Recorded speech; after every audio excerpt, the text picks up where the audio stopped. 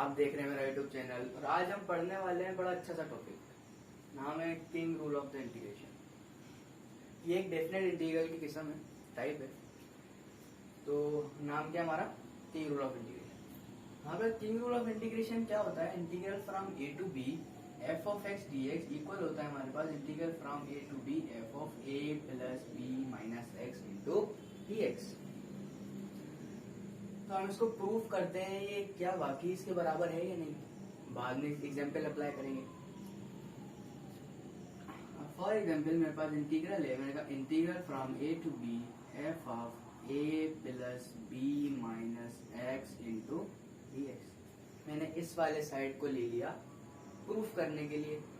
क्या पता ये इसके बराबर है या नहीं, पहले चेक कर लें, इसके बाद आगे काम करेंगे। तो मैंने कहा let u is equals to a plus B minus x. मैंने फर्स्ट कर लिया कि u इक्वल है a plus B minus x. Differentiate with respect to x। तो हमारे पास क्या हो जाएगा, du इक्वल हो जाएगा माइनस डी एक्स के। डिफ्रेंशिएट करने के बाद अब मैं ये भी कह सकता हूं कि माइनस का du बराबर हो जाएगा dx के।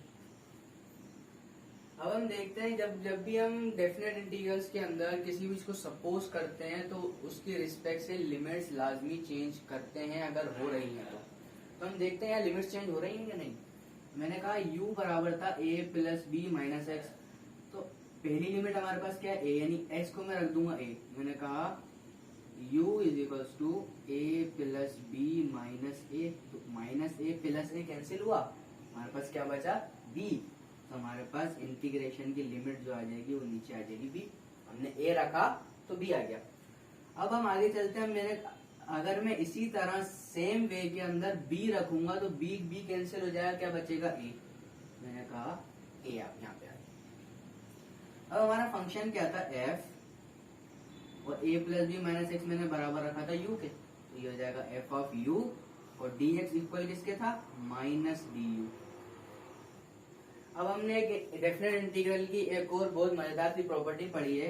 अगर हमारे पास limit a to b f of x dx हो तो वो इक्वल हो जाती है minus sine integral from b to a f of x dx। तो गौर से देखें, क्या इस तरह की फॉर्म बनी हुई है। माइनस अगर मैं यहाँ लिख दूं कोई मसला नहीं, तो ये बराबर होगा इसके, यानी कि अगर मैं माइनस को खत्म कर दूं तो मेरी लिमिट इक्वल हो जाएगी integral from a to b f of u du। और हमने एक और प्रॉपर्टी पढ़ी है कि अगर इंटीग्रेशन का वेरिएबल चेंज कर दिया जाए तो उसके ऊपर कोई फर्क नहीं पड़ता। तो मैं अगर आपसे कह सकता हूं कि ये ऑलवेज इक्वल होगा integral from a to b f of x into D x.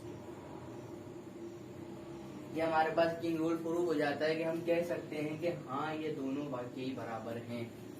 This is the proof. अब हम आगे चलते हैं, कुछ समझने के लिए कुछ एग्जांपल्स करते हैं कि इसकी मदद से सवाल को किस तरह किया जाता है। सवाल बहुत आसान हो जाता है इसकी मदद से, लेकिन कुछ एक कंडीशनल टाइप्स होती हैं सवाल की जिसपे ये अप्लाई होता है।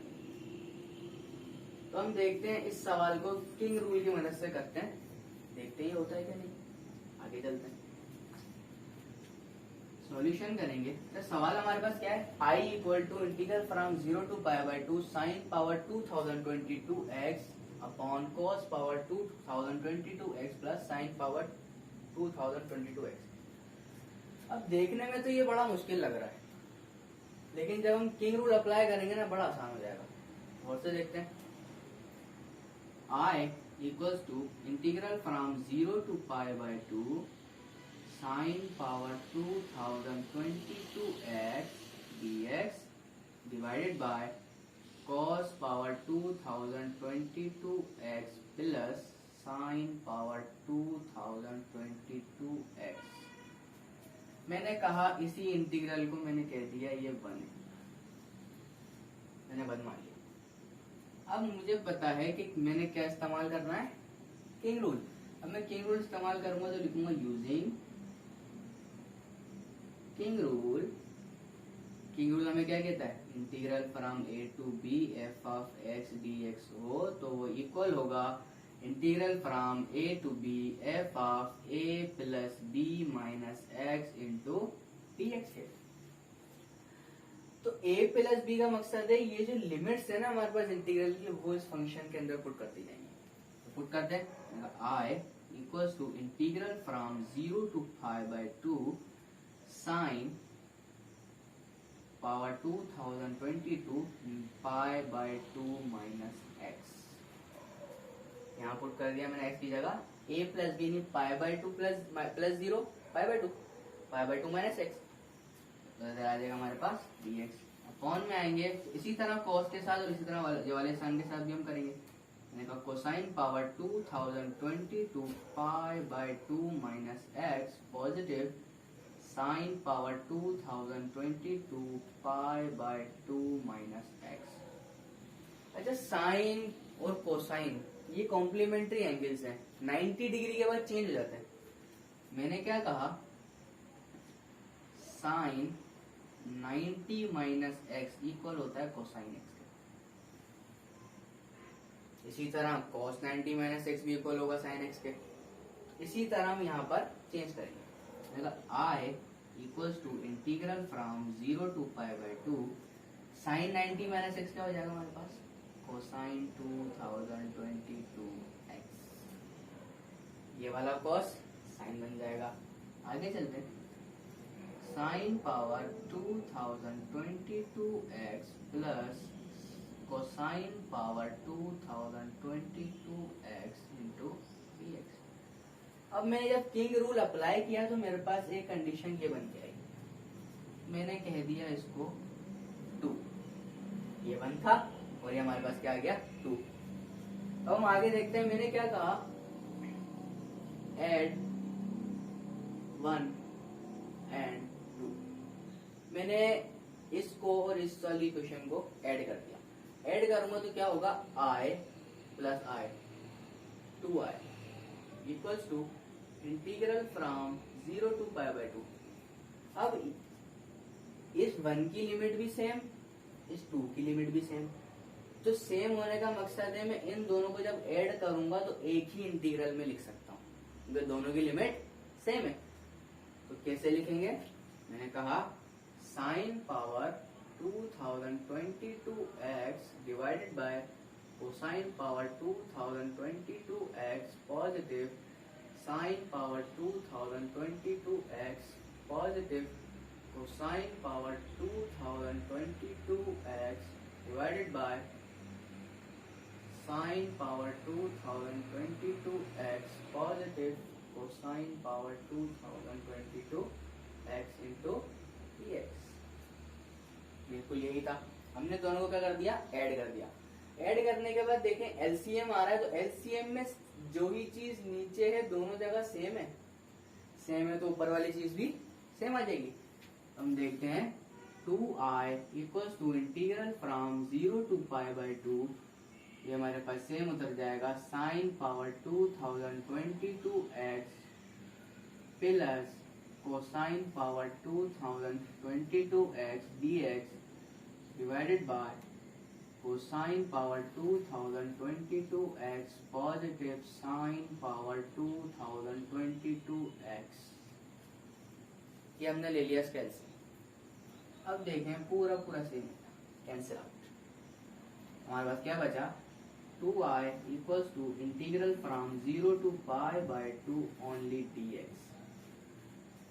अब हमने इतने मुश्किल से लिखे हुए सवाल को जब किंग रूल अप्लाई किया तो एक तरह से ये 1 में चेंज हो गया।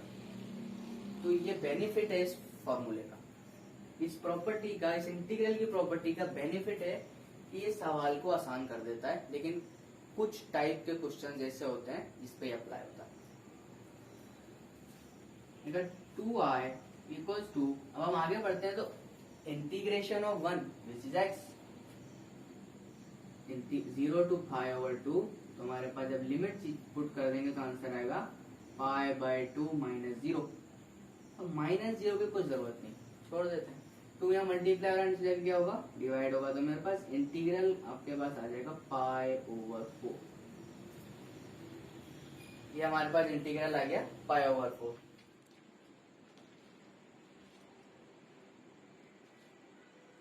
अब हम किंग रूल को एक नई एग्जाम्पल का अप्लाई करते हैं।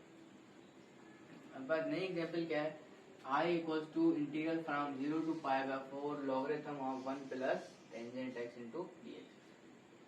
अप्लाई करते हैं। अब मैं डायरेक्टली किंग रूल अप्लाई कर रहा हूँ। किंग रूल अप्लाई करने में क्या क्या होता है, π/4 logarithm of 1 plus tangent, limits put कर देते हैं π/4 प्लस 0 यानी के π/4 माइनस x इंटू dx। अब यहाँ पे गौर से देखो कि टेंजेंट अल्फा माइनस बीटा का फॉर्मूला लग रहा है।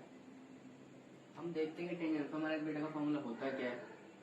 Tangent alpha minus beta equals to tangent alpha minus tangent beta upon 1 plus tangent alpha tangent beta. Formula कुछ इस तरह से होता है और हमेशा याद रखेंगे tangent π/4 is equals to 1। I equals to integral from 0 to π/4 logarithm of 1 plus 1 minus tangent x upon 1 plus tangent x। हमने क्या किया, tangent alpha π/4 which is 1 minus tangent beta tangent x, इस तरह से फॉर्मूले को ओपन कर दिया। अब इसको थोड़ा सिंप्लीफाई कर लेते हैं। I equals to integral from 0 to π/4 logarithm of 1 plus tangent x plus 1 minus tangent x divided by 1 plus tangent x into dx। Tangent positive tangent negative cancel out हो जाएंगे, 1 और 1 कितना हो जाएगा 2। I equals to integral from 0 to π/4 logarithm of 2 upon 1 plus tangent x into dx। अब मैंने इसको कहा था 1, तो मैं इसको कह देता हूँ ये है मेरे पास 2, ये आ गया 2।